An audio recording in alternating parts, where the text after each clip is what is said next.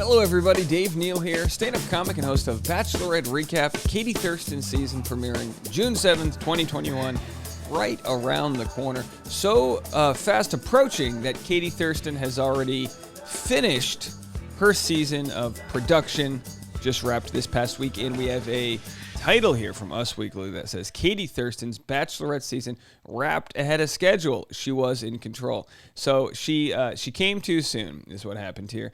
And by the way, if you're new to my channel, don't mind me. Hit the like button and subscribe to all my new people. Good to see you. We had a big day of subscribers yesterday. Popped in over from the Chatty Broads YouTube channel. Good to see all of y'all. I'm going to make a video about them coming up next. But first, let's talk about Katie Thurston. And then at the end of this video, I am going to share some spoiler discussion, which isn't exactly a spoiler, but it is some theories people have. I will post a spoiler alert card before we do that, and then you can click away if you're cooking breakfast for the family or running around or ignoring your child and you can't get to the TV in time. Just put your fingers in your ears and start singing your favorite Demi Lovato song. That's all you need to do. So let's put some background music in. Let's get some elevator. Just something spicy to talk about. I feel like we're gonna have to play some spicy music for Katie's season. You know, it's every year when there's a new contestant. What I've learned about Bachelor Nation is people don't like change. Oh, do they not like change? You want to see somebody who looks like someone from the previous season. You want to be like, oh, this is that season's Blake. That's this season's Katie. That host is yesterday. It's like, come on, folks. Spring cleaning, new season. Katie's going to provide some new energy. I think she's going to clear house. I really do. I think she's going to go in, because here's what I know.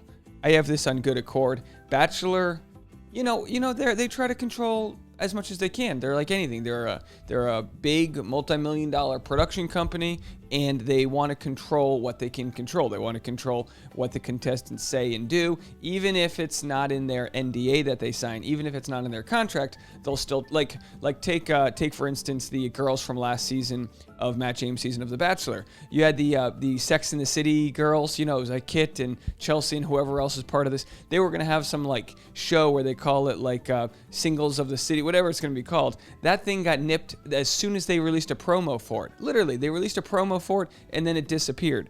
So Bachelor, even if they don't have necessarily contractual control over people, can make a decently worded lawyer letter from a power attorney such as the likes of Brian Friedman. And with that said, they're able to kind of sort of keep things under wraps. Well, I'm pretty sure Katie's not going to listen to them too much. I mean, they did ask Katie to take down her TikToks, so I've been told. That didn't happen. You know, she's got some pretty funny TikToks up there. Some, about crapping her pants at a bank. And if you haven't watched it, you got to go back to my previous videos where we covered it. But she marches to the beat of her own drum, which is great for her, but might not be good for production. In the sense that if she doesn't want a toxic person to be around, you got to go. You got to go. Then again, there's a lot of toxicity that happens when the guys aren't with Katie. So, you can't hold it over her. Let's go to this shot right here of the complex. So this is the complex, right? So if the guys are over here, having arm wrestling matches and eating cold cuts and doing whatever you're doing when women aren't around, Katie might be over here thinking that, all the guys are there for the right reasons, when next thing you know, they're belching the ABCs and, farting on each other, doing crop dusting activities. You just don't know what's going to happen. You put a couple guys together in a Pueblo, 3 days in, all hell breaks loose. So anyway, Katie, she ended the season a week early. Let's just read a few clips here, and we'll share some spoiler discussions. I'll let you know when those come up. She said, the article says, not messing around. Katie Thurston took her job handing out roses very seriously, a source exclusively tells Us Weekly.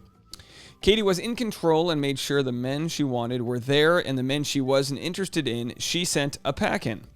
The source tells Us, adding, the filming season 17 went great and it wrapped a week ahead of schedule.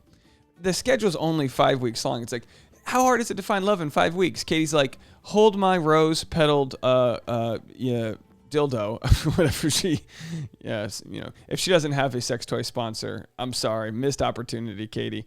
Missed opportunity. So for her to go 4 weeks on an already shortened season just goes to show. I mean, time's a ticking. No, we're not getting younger. There's a biological clock. There's a production clock, and Katie wants her man. The Batch, or she hated these guys, and she was like, "Get me out of here. Let's go. Like, send me straight to paradise," which I don't think is the case. Although I think Katie would smash it out of the park in paradise. The Bachelor season 25 contestant left to film her journey to find love in New Mexico in March and wrapped on Saturday, April 24th. Instead of Chris Harrison, former Bachelorettes Tayshia and Kaitlyn were called in to help Katie find the one. See, they didn't say host. You know? I'm telling you. I'm not seeing anyone in the Bachelor camp calling Tayshia and Kaitlyn co-hosts. We'll see. I could be wrong. Tayshia and Kaitlyn can relate to Katie's journey in a lot of ways, which you'll see play out. So it was nice to have them there to help out with whatever situation came up. The insider says Tayshia had fun and loved doing it. She and Kaitlyn made a great team.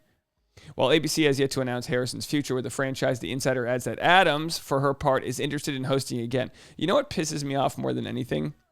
We're moving to a first name society. We really are. If you're famous enough, you get a first name. Why the hell, and this just be some irreverent hang up that I have, why the hell did journalists, I say that with a lot of freedom here, no offense, why the hell do they always go to the last name? You know, it's Tayshia's first season with The Bachelor. Sources say that Adams, it's like, say her freaking first name. I got to remember who Adams is interested in hosting again. The perfect letter author. And then they start including words. You know, there's, you know, a junior in high school trying to be like, I got to get to 5,000 words for this paper. Then they start like going to thesaurus.com and using thesaurus.com. Wow. All right, folks, first video of the day. It's only 7 a.m. here in Los Angeles. Give me a break. Give me a break. Break me off a piece of Katie's fantasy suite date so I can see what the hell actually happened. Wouldn't it be nice if we could pay for a premium subscription just to get into the atrium of the fantasy suite, just to get to that, like, what? I don't know. What would you pay? $20? Okay. They have an OnlyFans Bachelor. Wouldn't that be nice? An OnlyFans Bachelor account? Does that make me creepy? It's not like I want to see like the actual coitus, as it were. I just kind of want to I want to be, you know, I want to be in the kitchen. That's what I want to do. I want to be in the kitchen when, you know, when Katie walks out and I go, yeah, you want some cereal? Want to hang out? I want to be the roommate. Can I be the roommate in fantasy suites? I used to kill it as a roommate, you know. I used to kill it in my 20s as a roommate. Buddy comes out, girl walks out, you go, how you guys doing? Anyone want bacon? It's like 7 a.m. The girl that she thinks she can sneak out of his room. She's like hanging out, and then all of a sudden I'm like, coffee neighbor? All right. Boy, you missed out. You missed out on me, folks. Following the news that Chris Harrison, 49, wouldn't be hosting match. Oh, wait, I missed a sentence. This might be good. This might be good news. The perfect letter author, meanwhile, announced he was taking a step back from the series in February after he came under fire for his defense of Rachel Kirkconnell's past racially insensitive actions. You know, someone yesterday said that what I've been saying is exactly the same thing that Chris Harrison said. And it's like, look, I don't know, guys. I just live in this world too. All right, I'm not the beacon of morality. I'm not the sort of the judge, the jury, and executioner of how this all works. All I know is I've got a platform on YouTube, and Chris Harrison was in a position where he didn't have all the control, and that's what happens when you work for somebody else. So if anyone wants to hire me, it's going to cost you at least $1 million a year. That's it. That's it. If you want to pay me $750,000 to go have a boss tell me what to do, I'm wearing pajama pants right now, folks. This is where I live, all right? There's a dog right there. I got cupcakes on the mic from the other day, some cupcake stuff. Thursday, 4 p.m., my birthday live stream. It's going to get kind of wild, 4 p.m. on Thursday, Pacific Standard Time. Hit the alert and stay in touch for that. Following the news that Harrison, 49, wouldn't be hosting Matt James after the final rose, the network announced he wouldn't be a part of The Bachelorette either. The TV personality subsequently hired high-power lawyer Brian J. Friedman. The more letters you can get into your name as a lawyer, the better. Like, he should have taken his wife's name just to look it better. The TV personality subsequently hired high-power lawyer Brian J. Friedman, Abby Thomason. Just a full name. Shout out, Abby. The same attorney, Gabrielle Union, enlisted when she was let go from America's Got Talent. America's got a lawsuit, and Gabrielle Union got paid. According to the insiders, some members of the crew expected and want Harrison to return, but they don't know anything for sure. There were a lot of very last-minute changes. Yeah, I'd say. It's a different vibe. Chris was the glue that holds it together. Yeah, white, old, and sticky. I don't know why. He's like the father figure to everybody. He's someone everybody knows and respects and truly loves. A third, by the way, nobody that knows Chris Harrison that I know of has said anything but positive things about him. And he is no longer in a position where he can hire people. I mean, he's sort of like just on retainer. I'm sure the show's still paying him, but he's kind of hanging out, fake getting married, part of the Mandela effect. Go watch yesterday's video. That went off the rail real fast, folks. So what?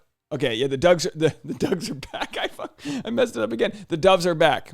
We have the Doves. Doug. We released a dove named Doug for Chris Harrison's wedding. Found out that it wasn't an actual wedding, but in a parallel universe it might have been. And I have it on good word that Doug the Dove is back. All right, Doug the Dove, come on back. Imagine that if it's Fantasy Suite and I'm still the roommate, but I have a dove I just hold on to as I just eat my life cereal waiting for someone to come out of the bedroom. Not creepy. We're all family. You are family. They're lovely to work with and they get along with the crew. It's just completely different with them co-hosting. All right, so the source did say they're co-hosting, but I still don't have it coming from ABC that Tayshia and Kaitlyn are co-hosts. I have them saying they're mentors and this or that. So I don't know. We'll have to see. As far as Katie's concerned, we still don't have anything from her. I will show you a couple contestants from Katie's season that are now back. And I guess this is where we do the spoiler alert. Now, again, these are just rumors from people on Reddit. So none of this is fact, but I am going to share with you who people think the final four may be. So this is your chance to exit the chat. If you do want to do that, just hit the like button on the way out and leave a comment. I would appreciate that. But I'm going to get into it right now. So that was your chance. Now we're going to get into it. Now, again, these are just, free-form spoiler chats from the Bachelor subreddit. Filming wrapped a few days early, which we knew. Guesses range from she knew she wanted to choose Mikey, so she canceled all fantasy suites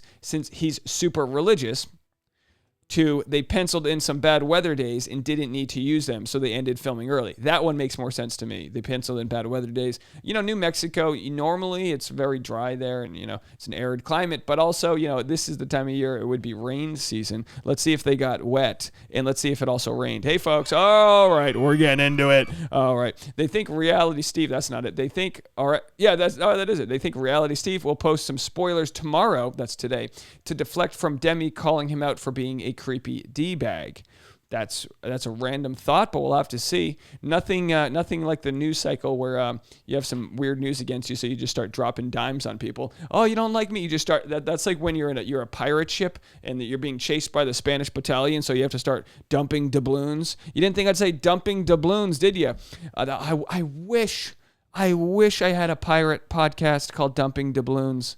Oh my gosh. Can somebody make me some fan art for that? Dave Neal dumping doubloons, and it's just me with an eye patch just throwing. Greg and Mikey have been active on Instagram, but Katie hasn't. Blake has not been active. Also, Blake's mom added a video of him on her Instagram stories, which implies that he was home and didn't win, and she then took it down a few hours later, implying that she was covering her age. My thought with Blake is that he would make it pretty far, but not quite be boyfriend or husband material, which might mean Blake could possibly be the next Bachelor. I mean, if you think about it, are we going to do a Canadian Bachelor? Do we have the visas for that? That's the most American thing we import from another country. A random on the sub said they're positive Blake is F1 and then deleted the post. All right. Well, look, guys, anybody on Reddit can be posting these things, so I really don't know what's going on. What I will promise to do is share spoilers with spoiler title cards, so you have to click on the video to see what it is. I will bury the spoilers, so you don't have to be afraid to check out my things. And just reminder to you for live stream chats, we keep them spoiler free. So if you have any spoilers, whatever, you can DM me with those. But live stream chats, we have to keep them free. You will get kicked out. I don't know if we'll even warn people. I think if you post a spoiler, you got to go. Unless it's something that's like so talked about that we kind of like address it at the beginning of the live stream.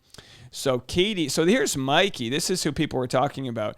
Some were saying that they thought he might be the Yosef of the season because he's Christian and Katie. Not to say Katie's not Christian. We don't know what Katie is. It's sad that people assume Katie's not Christian because she brought a sex toy to the opening. It's like Christians can use vibrators too. That's my platform if I ever run for Mr. America. Hi, this is Dave Neal from Los Angeles, California, originally from Rhode Island. His platform platform is that Christians can have vibrators too. Looking at you, fleshlights. All right, let's get into it. Pocket pussy. All right. A little early for a Wednesday morning, but it's hump day. So Hunter Montgomery is back on TikTok for the last few days. He was projected to be a top 4.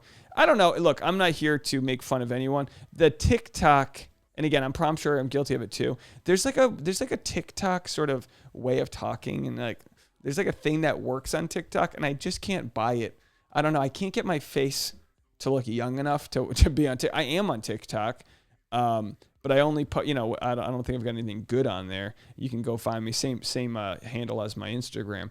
But by the way, go to my Instagram for updates on tomorrow's live stream. I'm going to let you guys know what to call in, voicemails, and all that. So this is the final. So Greg Grippo, this is our final kind of spoiler. Hunkville, Greg Grippo, he was projected to get the sort of first impression rose. Clearly, she likes white guys with a cow lick. Hey, looking at you folks.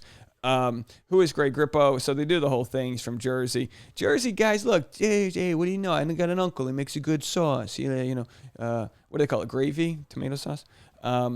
Reality Steve revealed Grippo was one of 15 guys who were cut from Claire Crowley's final lineup that were originally cast on her season. It must be so strange to think you're going to be on a TV show and then get cut. You're probably trying to get your abs. You're like ready to go. Then all of a sudden they cut you and it's like, all right, breadsticks at Olive Garden. Let's do it.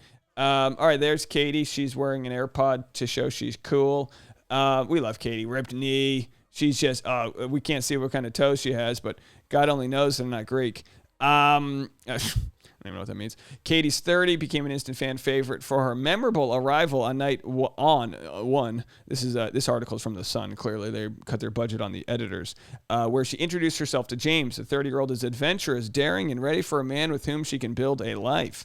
All right, so that's it, folks. The rest is all conjecture and rambling. But that's the thoughts on Katie. We'll probably have some information coming soon with regards to her. Like I said, hang tight if you haven't already. And by the way, thank you guys so much for 30,000 subscribers. I had a little graphic here. I must have cut it. Oh, here it is. I have the 30,000 graphic. When I hit 10,000 subscribers only 2 months ago. Just brush some dirt off the shoulder. That's on you guys. When I hit 10,000 subs, I bought the balloons. They cost like $20. Tayshia got them for me. And then I realized I could just green screen them behind me. So I got the 30,000 balloons. We'll be at 31,000 this week. But the point is I appreciate you guys with the unbelievable growth. We've had so many people reaching out to us. And by us, I mean my channel, being like, who the hell are you? What do you do? And with that comes some hate. You get so much love that people are going to be like, I don't like that guy. He's a phony. This, that. Listen. Stick around for the party or don't, okay? But let me tell you this. If you liked the video I made yesterday regarding the Berenstein Bears theory that I have about Chris Harrison and Lauren Zima, then you will enjoy this party as we move forward, because we are doing some irreverent nothingness, and that's what it's all about. All right, folks, I'll see you guys later on, 4 p.m. live stream tomorrow, Thursday, April 29th, for my birthday. We will be hanging out at 4 p.m. Pacific Standard Time. In the meantime, stay tuned for all other content. We got a lot coming your way. Bye-bye now, and welcome home, Katie Thurston.